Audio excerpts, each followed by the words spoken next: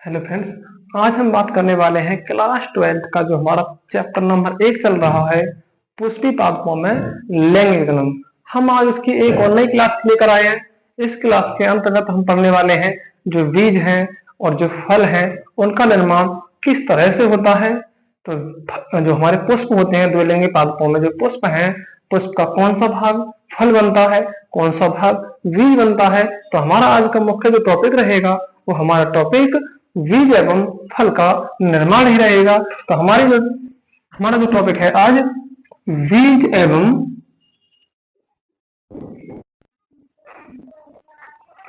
फल का निर्माण,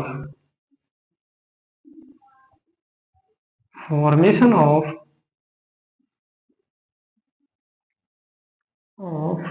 सीड एंड फ्रूट।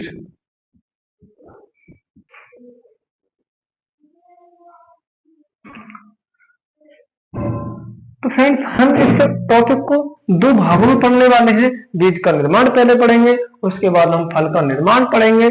तो बीज का निर्माण किस तरह से होता है बीजांड के द्वारा, तो फ्रेंड्स आप देखें वो किस प्रकार से होता है।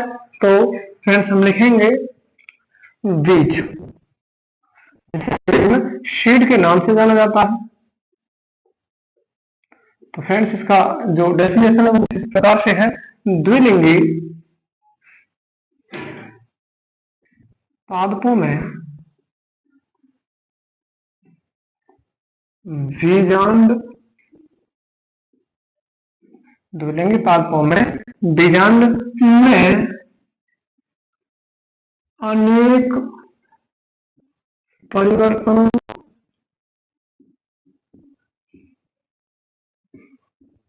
के द्वारा बीज का निर्माण होता है।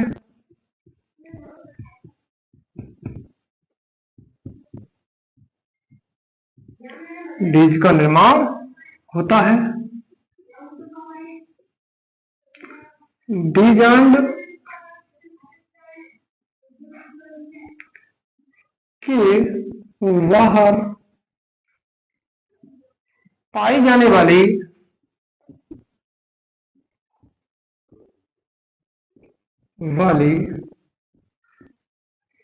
परतों से बीज पत्र बनते हैं। इन बीज पत्रों के अंदर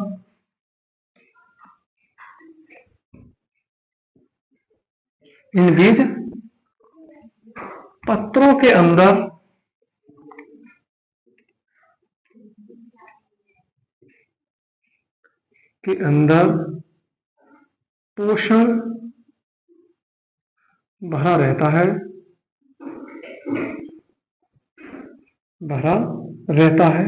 और इन्हीं बीज पत्रों के अंदर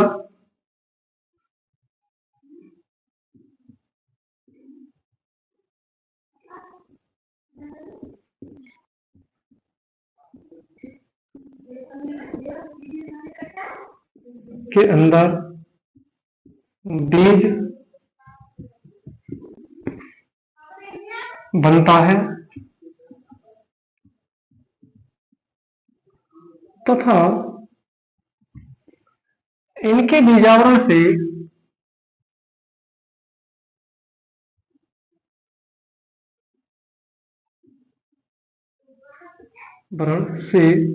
बीज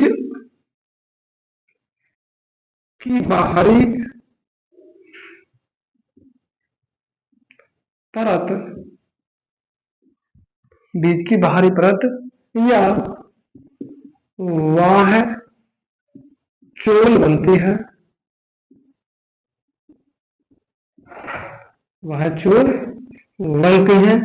तो फ्रेंड्स इसके बाहर जो बीजांड के जो बाहर एक कवरिंग पाई जा रही, उसके उससे जो है जो बाह्यचोल है, ये बाह्यचोल बनती है, जिनके अंदर बीज या हमारा जो बीज के अंदर जो भ्रूण है वो सुरक्षित पड़ा रहता है।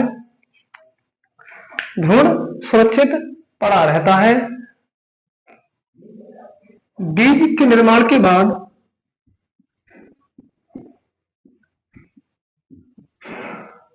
बीज के निर्माण के बाद बीज के अंदर जो पानी है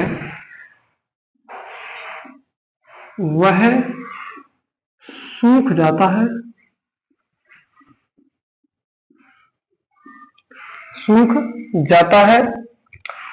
और बीज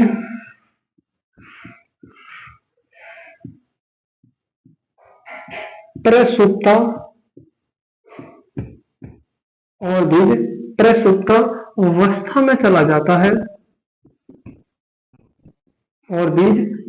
अवस्था में चला जाता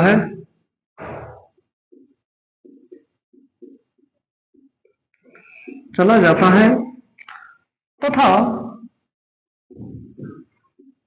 उचित परिस्थितियां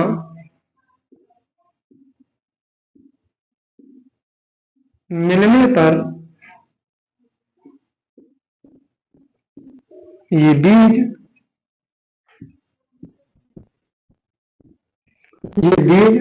अंकुरित होने लग जाता है,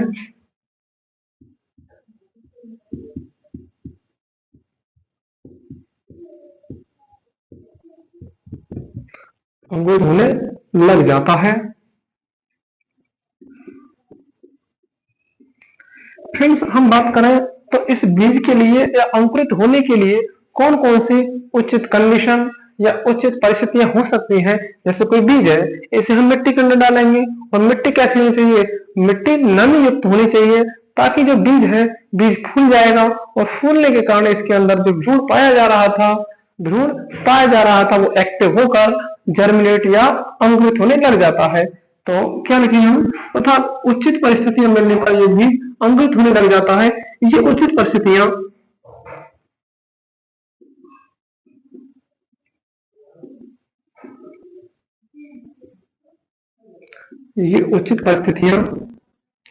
जैसे ताप, वायु, जल, मृदा आदि हो सकती है,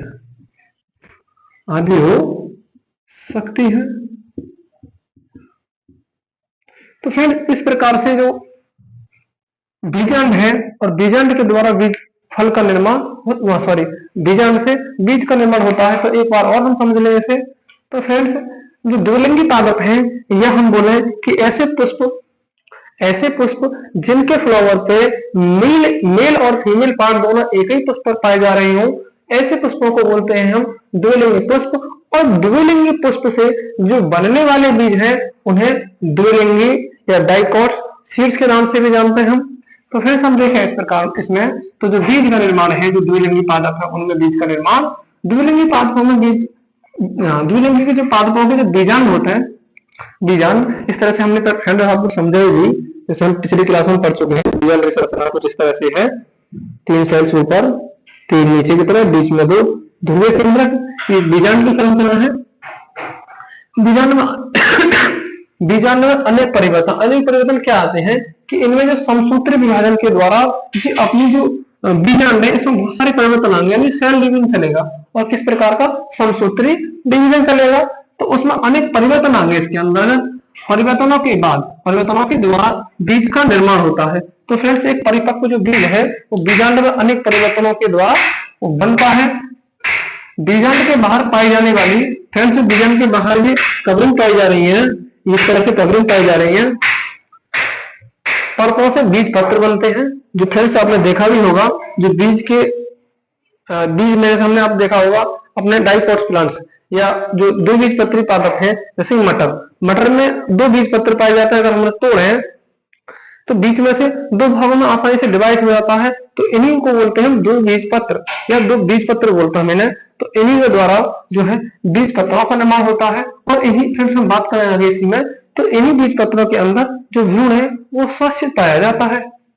तो बीज पत्र बनते हैं, इन्हीं बीज पत्रों के अंदर पोषण भरा रहता है। फिर इन्हीं बीज पत्रों में पोषण भी है, क्योंकि जब हम इसे दाने को यानी कि समझो इस तरह से, यानी कोई बीज है ये, और इस बीज को हम डालेंगे मिट्टी में, कहाँ डालेंगे? मृदा के अंदर। ये जो बीज है इसे हम मृदा के अंदर डालते हैं, और मृदा के अंदर डालते ही इसमें जो पोषण भरा हुआ है, इस तरह से मान लो ये पोषण है, न्यूट्रिशन, यानी कि ये किसी भी बीज का ये पोषण है। और इसका ये ध्रुव बने हैं, तो जब इसे मिट्टी में डाल दिया जाएगा तो ये मिट्टी में डालने के बाद एक्टिव हो जाता है पानी की मॉइस्चर या नमी से फूल जाने के कारण।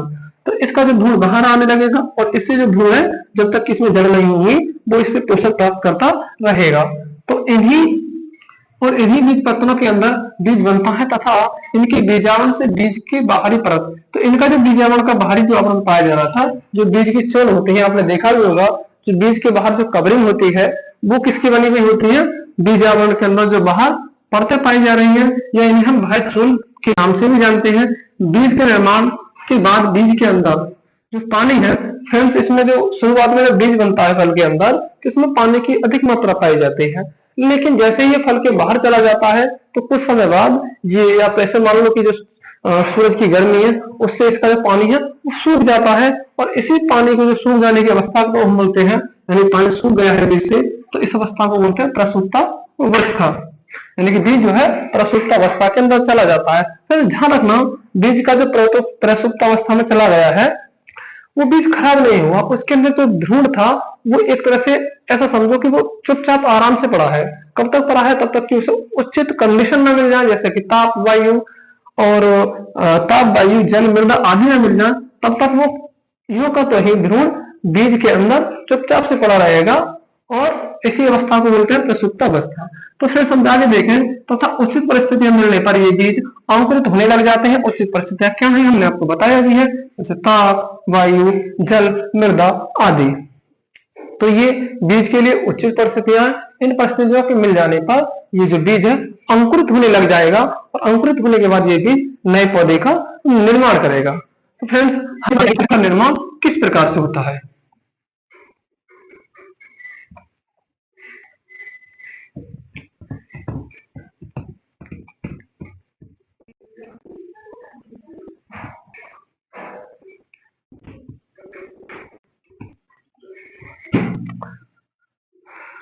तो फ्रेंड्स, हम आगे देखें तो इसमें हम डालेंगे फल का निर्माण।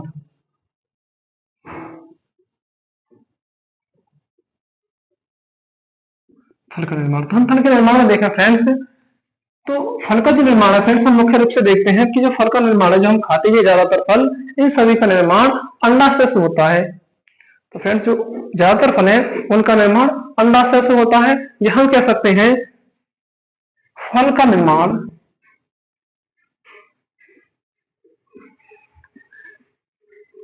अंडाशय से होता है। फल का निर्माण अंडाशय से होता है, और यही भाग किसी भी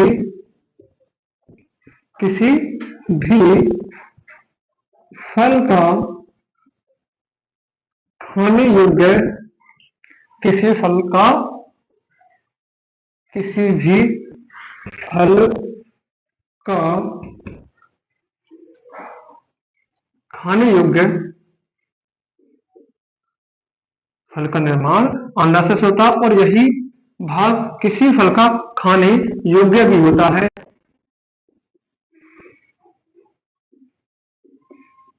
योग्य भी होता है।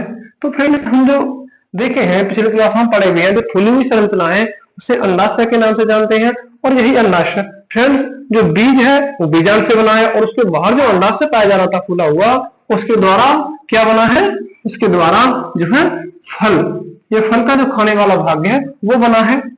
आगे देखें तो बीज के निर्माण के समय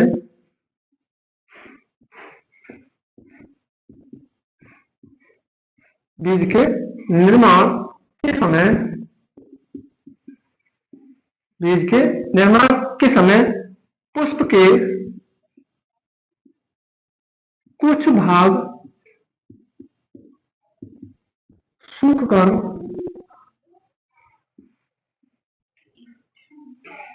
अलग हो जाते हैं।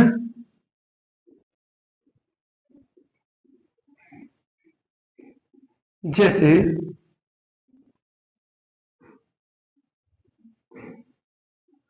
जैसे हम बात करें तो इसमें क्या हो सकता है, वाहिद अल्पुंज,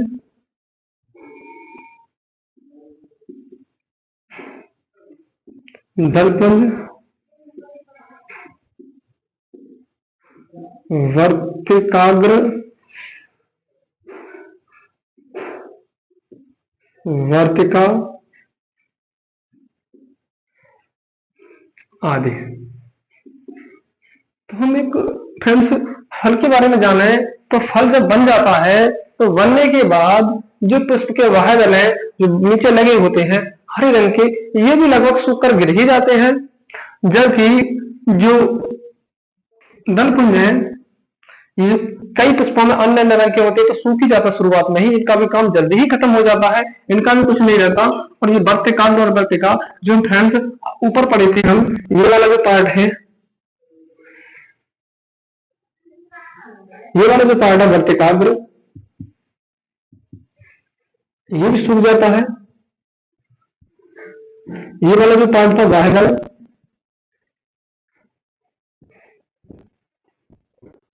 ये भी गिरे जाते हैं। और फ्रेंड्स मैंने आपको एक बात और बताया था कि जो इस तरह से जो दलपुंज थे, जो दलपुंज से ये भी लगभग सूखकर गिरे जाते हैं।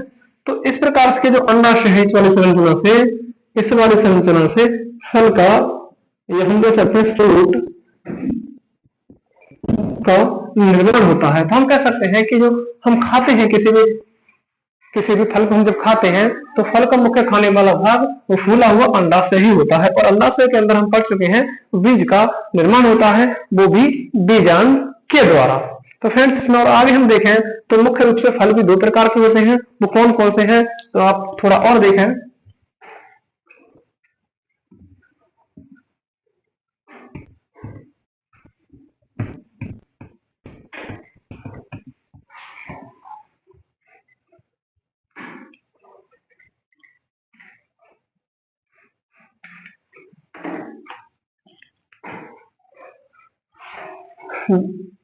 फल के प्रकार,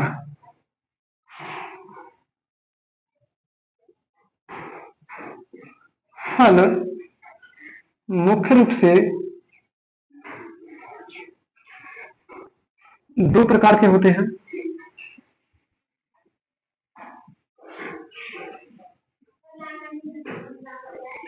फ्रेंड्स हम इसमें पहले थोड़ा सा और आगे देखें कि जो हमारे फल है जो हम खाते हैं, मार्केट में मिलते हैं आसानी से, तो ये फल कितने प्रकार के होते हैं, तो फल दो प्रकार के होते हैं जिन्हें हम सत्य और असत्य फल के नाम से भी जानते हैं। तो नंबर एक सत्य फल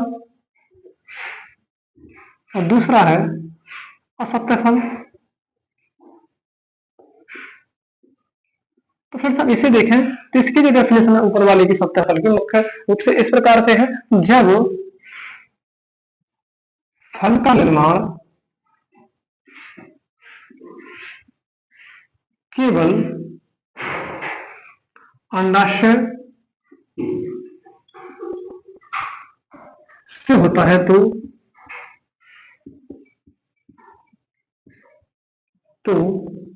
इस प्रकार के फल को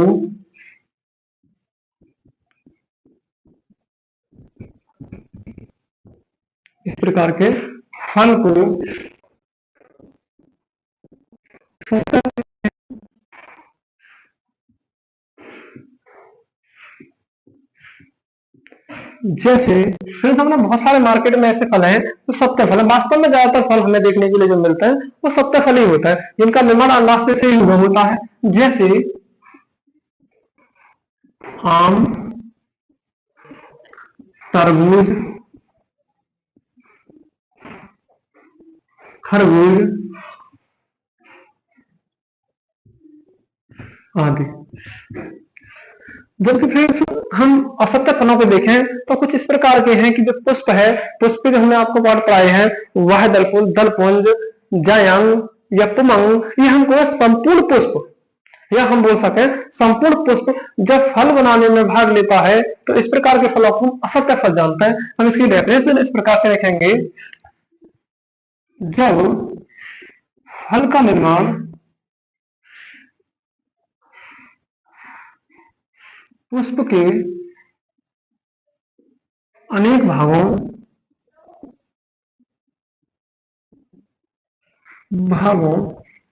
जैसे दलपुंज,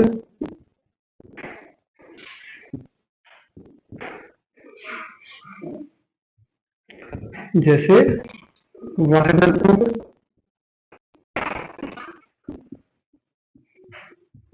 दलपुंज या फ्रेंड्स जिस पर पुष्प रखा होता है, यानी कि पुष्प रखा हुआ है, हम फ्रेंड्स में लिखा पुष्पासन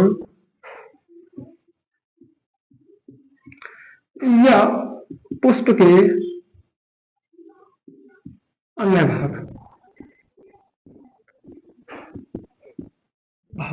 तो फ्रेंड्स हाँ, इसका उदाहरण है,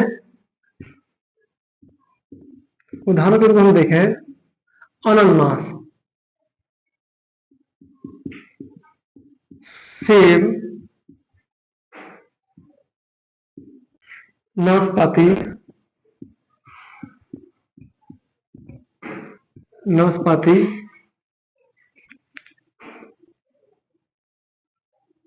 कटहल आदि।